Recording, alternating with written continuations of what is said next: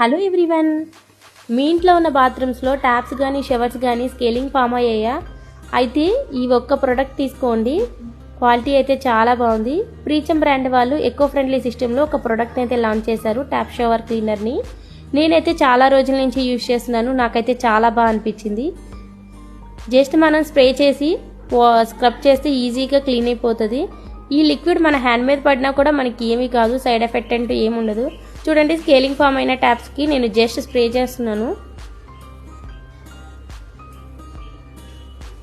Spray చేసి స్క్రబ్బర్తో మనం ఒక 2 minutes స్క్రబ్ చేస్తే ఈజీగా మొత్తం స్కేలింగ్ అంతా పోతుంది.